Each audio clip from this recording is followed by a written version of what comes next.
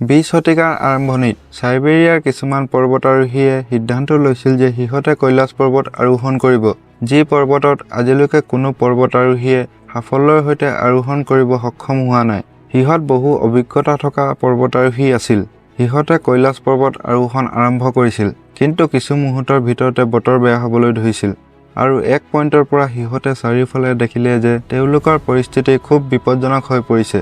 সিহঁতে বুজি পালে যে ইয়াত কিবা আধ্যাত্মিক শক্তি আছে আৰু এই পৰ্বত আৰোহণ কৰা অসম্ভৱ।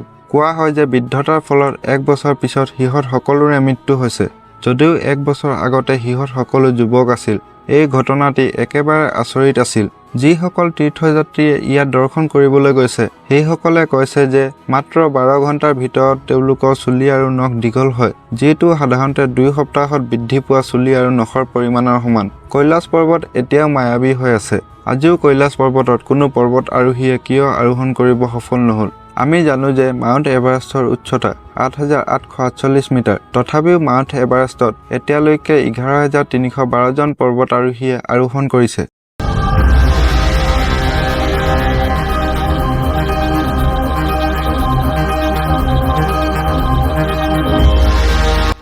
কিন্তু কৈলাশ পৰ্বত 6,656 মিটাৰ উচ্চতা থকা, মানে মাউণ্ট এভাৰেষ্টৰ পৰা প্ৰায় 2 কিলোমিটাৰ কম। তথাপিও আজিলৈকে কোনো মানুহ ইয়ালৈ উঠিব পৰা নাই। কিছুমান শ্ৰেষ্ঠ পৰ্বতাৰোহীয়ে ইয়াত বগাবলৈ চেষ্টা কৰিছে, কিন্তু বগাই যোৱাৰ পিছত তেওঁলোকৰ লগত কিছুমান ভয়ংকৰ ঘটনা ঘটে, যেনে ধুমুহা আহিবলৈ আৰম্ভ কৰে আৰু তেওঁলোক হঠাতে ভয়ত ঘূৰি আহে। 1926 চনত ব্ৰিটিছ পৰ্বতাৰোহী উইলছনে সিদ্ধান্ত লৈছিল যে তেওঁ ওপৰলৈ উঠিব। উইলছনে কয় যে ওপৰলৈ উঠিবলৈ সহজ আছিল, কিন্তু যেতিয়া তেওঁ পৰিষ্কাৰ বতৰ দেখাৰ পিছত বগাবলৈ আৰম্ভ কৰিছিল, তেতিয়া হঠাতে বতৰ বেয়া হৈ পৰিল আৰু বৰফ পৰিল। এনে লাগিছিল যেন কোনোবা যাদুকৰী শক্তিয়ে তেওঁক বগাই যোৱাত বাধা দিছে। গতিকে তেওঁ কৈলাশ পৰ্বত বগাই যোৱাৰ সুযোগ নাপালে। অক্সিজেন নোহোৱাকৈ দুবাৰকৈ মাউণ্ট এভাৰেষ্ট বগাই যোৱা ৰেনল্ট মিছক 1980 চনৰ মাজভাগত চীন চৰকাৰে তেওঁ কৈছিল কৈলাশ পৰ্বতত বগোৱা, কিন্তু তেওঁ চীন চৰকাৰক নাকচ কৰিলে। বেদ, পুৰাণ, মহাভাৰত আৰু সনাতন ধৰ্মৰ প্ৰতিটো খণ্ডত ইয়াৰ উল্লেখ আছে আৰু কোৱা হয় যে কৈলাশ পৰ্বত ভগৱান শিৱৰ ঘৰ।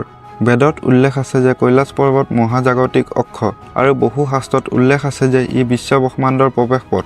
ইয়াত পৃথিৱীৰ সৈতে স্বৰ্গৰ সংযোগ হৈছে, অৰ্থাৎ ই স্বৰ্গৰ দুৱাৰ, যিটো বৌদ্ধ ধৰ্মত বৌদ্ধিক টিপ্টনেও কৈছে। 1999 চনত ৰাছিয়াৰ এজন চকুৰ বিশেষজ্ঞ আৰনল্ড স্লিপে তেওঁ দলৰ সৈতে কৈলাশ পৰ্বতৰ গৱেষণাৰ বাবে গৈছিল, য'ত ভূতন্ত্ৰবিদ আৰু ইতিহাসবিদ সকলো আছিল। ৰাতি তেওঁ পাহাৰৰ ভিতৰৰ পৰা অদ্ভুত শব্দ শুনিছিল আৰু যেতিয়া তেওঁ এই ঠাইখনৰ আইচোমেট্ৰিক মেপখন উলিয়াইছিল, তেতিয়া তেওঁ আচৰিত হৈছিল যে ই DNA অণুৰ গঠন আৰু এই ঠাইখন য'ত আছে পৃথিৱীৰ জীৱনৰ উৎপত্তি ইয়াত। বহু আগত সৃষ্টিকৰ্তা ভগৱান ব্ৰহ্মাই 2টা লেগৰ কল্পনা কৰিছিল, যি আত্মাক শুদ্ধ কৰিব। এই চিন্তাৰে তেওঁ মানস সৰোবৰক যাদু কৰিলে। ইয়াৰ পৰা 2টা লেগৰ সৃষ্টি হ'ল, মানস সৰোবৰ লেক, যাৰ পানী মিঠা, আৰু লক্ষ্যষ্টৰ লেক, যাৰ পানী নিমখীয়া। ইয়াৰ পাৰলৈ সন্ত আৰু দেৱতাসকলে ভিৰ কৰিছিল, য'ত পদুম ফুল উপঙিছিল। ই হৈ পৰিছিল দেৱতাসকলৰ দুৱাৰ, য'ত তীৰ্থযাত্ৰীয়ে ইয়াৰ পবিত্ৰ গভীৰতাত পুনৰ্জন্ম বিচাৰিছিল। লংকাৰ অধিপতি দানৱৰ ৰজা ৰাৱণে ক্ষমতাৰ লোভত ইয়াৰ পানীক দুৰ্নীতিগ্ৰস্ত কৰাৰ ষড়যন্ত্ৰ কৰিছিল।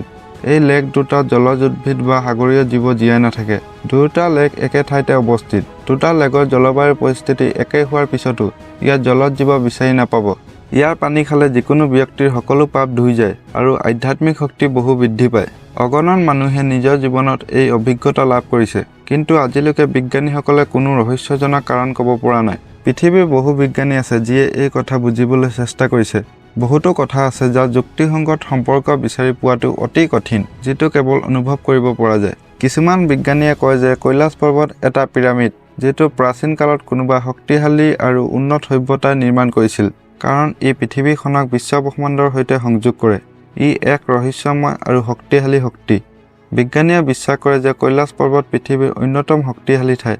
বিজ্ঞানীয়ে কয় যে ইয়াত এটা ৰহস্যময় শক্তি আছে। মানুহৰ কোষবোৰে ইমান শক্তি চম্ভালিব নোৱাৰে, সেইবাবে মানুহ কৈলাশ পৰ্বতত অতি দ্ৰুতগতিত বুঢ়া হয়। আৰু কিছুমানে কয় যে ইয়াত এটা বিদ্যুৎ চুম্বকীয় ক্ষেত্ৰ আছে, যাৰ বাবে সময়ৰ গতি বৃদ্ধি পায়। কিন্তু বাস্তৱতা আজিলৈকে কোনো বিজ্ঞানীয়ে ক'ব পৰা নাই। কোৱা হয় যে আজিলৈকে মাত্ৰ এজন ব্যক্তিয়েহে ইয়াত বগাই যাব পাৰিছে। একাদশ শতিকাত এজন অতি মহান তিব্বতী বৌদ্ধ আছিল। যেতিয়া তেওঁ কৈলাশ পৰ্বতৰ পৰা উভতি আহিছিল, তেওঁ সকলোকে ক'লে যে কৈলাশ পৰ্বতত ভগৱান আছে, গতিকে তাত বগাব চেষ্টা কৰি ভগৱানক অশান্তি নকৰিব, এজনো তালৈ নাযাব। ভগৱান শিৱৰ সকলো জ্ঞান ইয়াত শক্তিৰ ৰূপত জমা হৈ আছে। আজিৰ বিজ্ঞানীও অদ্ভুত। এলিয়েন যাৰ থিয়ৰী আৰম্ভ হৈছিল মাত্ৰ কেইটামান দশকৰ আগতে, যিটো কোনেও দেখা নাই, কোনো প্ৰমাণ নাই আৰু কোনো শাস্ত্ৰত লিখাও নাই। বিজ্ঞানীসকলে এতিয়াও বিশ্বাস কৰে যে ইয়াত এলিয়েন বাস কৰে, কিন্তু ইয়াক নিৰ্মাণ কৰা এলিয়েন নহয়, ভগৱান শিৱ, যাৰ শিক্ষা য়োগ আৰু ধ্যান হাজাৰ হাজাৰ বছৰ ধৰি সকলোৱে শিকি আহিছে আৰু সকলোৰে জীৱন সলনি কৰিছে। এইখন ভগৱান শিৱৰ ঘৰ। এই য়োগক ক্ৰিয়া সিদ্ধি বোলে, য'ত বহুতো য়োগা প্ৰেক্টিচ ৰাসায়নিক বিক্ৰিয়াৰ দৰে কৰা হয়। ধ্যান এনে এক অলৌকিক বস্তু, যাৰ দ্বাৰা এজন মানুহে বিশ্বব্ৰহ্মাণ্ডৰ সকলো গোপন কথা জানিব পাৰে, অমৰ হ'ব পাৰে, মোক্ষ লাভ কৰিব পাৰে, আনকি ঈশ্বৰৰ ওচৰত প্ৰাৰ্থনাও কৰিব পাৰে। আজিৰ বিজ্ঞানীয়ে এই বস্তুটোক গ্ৰহণ কৰিছে। মহান জ্ঞানী আদিয়োগী ভগৱান শিৱই এইবোৰ সপ্তঋষিক শিকাইছিল আৰু পিছত সপ্তঋষিৰ পৰা আমি পালোঁ। কিছুমান মানুহে সন্দেহ কৰে আৰু প্ৰশ্ন উত্থাপন কৰে, কৈলাশ পৰ্বতত সঁচাকে ভগৱান শিৱ আছে নেকি? এই বিষয়ে মই ক'ব বিচাৰোঁ, কৈলাশ পৰ্বতত সঁচাকে ভগৱান শিৱ ধ্যানমগ্ন অৱস্থাত আছে। আপুনি যদি শিৱজীৰ ভক্ত, তেন্তে এই ভিডিঅ'টো লাইক কৰি চেনেলটো ছাবস্ক্ৰাইব কৰিব।